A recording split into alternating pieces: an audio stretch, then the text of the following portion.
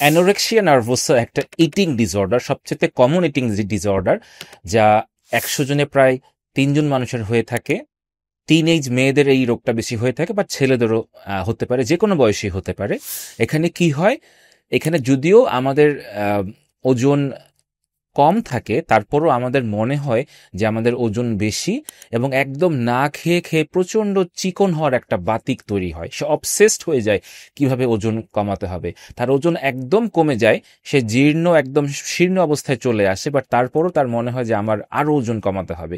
সে যখন আয়নার সামনে নিজেকে দেখে, সে যদিও একেবারে দুর্বল, একদম শুকিয়ে গেছে, হাড্ডিগুলো বের হয়ে গেছে, তারপরও তাকে আয়নার সামনে দেখলে তার নিজের মনে হয় যে আমি তো এখনো অনেক মোটা, আমি তো ওবেজ হয়ে আছি, আমি আরো অনেক বেশি শুকাতে হবে। সো আবারও সে খাওয়া একেবারে কমিয়ে দেয়।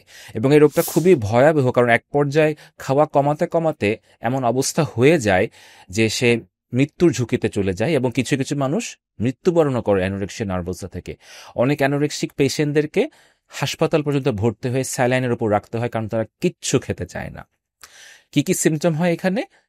সে একদম খাওয়া বাদ দিয়ে দিবে যাতে করে সে শুকাতে পারে, নাম্বার 1।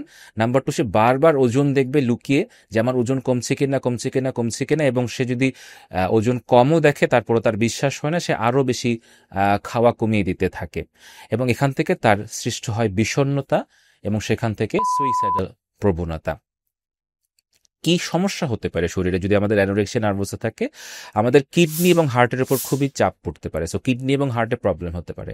নাম্বার 2 হচ্ছে আমাদের বিভিন্ন রকম হরমোনাল সমস্যা হতে পারে, কারণ হরমোন সিনথেসিসের জন্য আমাদের আসলে খাবার দরকার, এনজাইম দরকার, সেই জিনিসগুলো তো আসলে সাপ্লাই হচ্ছে না শরীরে।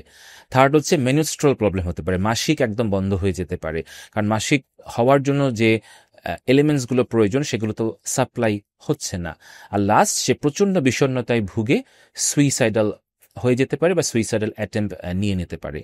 এই রোগ হলে আমরা কি করব? প্রথমত, রোগীকে এবং রোগীর আত্মীয়স্বজনকে রোগটা সম্বন্ধে বুঝিয়ে বলতে হবে, সাইকো এডুকেট করতে হবে। সেকেন্ড, তার কগনিটিভ বিহেভিয়ার থেরাপি করে তাকে বুঝাতে হবে, তার থিঙ্কিং পাল্টাতে হবে, তার সেলফ এস্টিম ইমপ্রুভ করতে হবে।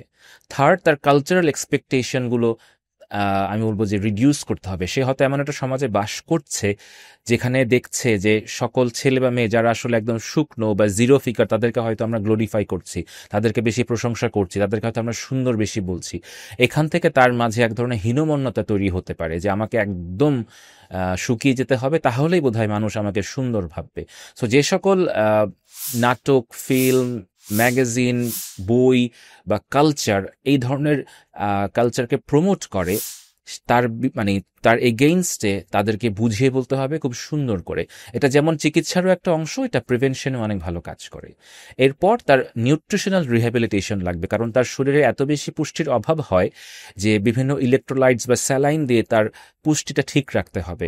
অনেক সময় তাকে প্রোটিন সাপ্লিমেন্টও দিতে হবে, কারণ সে নিজে নিজে কিন্তু খেতে চায় না। এবং সর্বশেষ, মাঝে মাঝে তাকে কিছু ওষুধও দিতে হতে পারে, কারণ তিনি যদি অ্যানোরেক্সিয়া নার্ভোসা থেকে বিষণ্ণতায় চলে যান, তখন ওষুধ দিয়ে তার বিষণ্ণতা ঠিক করতে হয় এবং তার সুইসাইডাল প্রবণতা কমাতে হয়। আর সর্বশেষ, যা না বললেই নয়, আমাদের সবার সহযোগিতা এই পেশেন্টগুলোর জন্য খুবই প্রয়োজন, স্পেশালি কাছের মানুষদের, বাবা মা, ভাই বোন, পার্টনার। তারা যদি এটা বুঝতে পারে তখন তার জন্য অনেক বেশি সহজ হয়। আমরা যদি তাকে আরও ভর্ৎসনা করি, আরও বাজে কথা বলি, বা এরকম বলি তুমি তো নিজের জীবন নিজে নষ্ট করছো, কেন করছো, তুমি তো খারাপ, তুমি দুর্বল, তখন তিনি আরও বেশি বিষণ্ণতায় চলে যান এবং সুইসাইডাল প্রবণ হয়ে যান। সো তার সাপোর্ট দরকার, এবং এটা বোঝা দরকার যে এটা একটা মানসিক রোগ, এটা একটা চিকিৎসার যোগ্য মানসিক রোগ, যা চিকিৎসা করলে ভালো হয়ে যায়।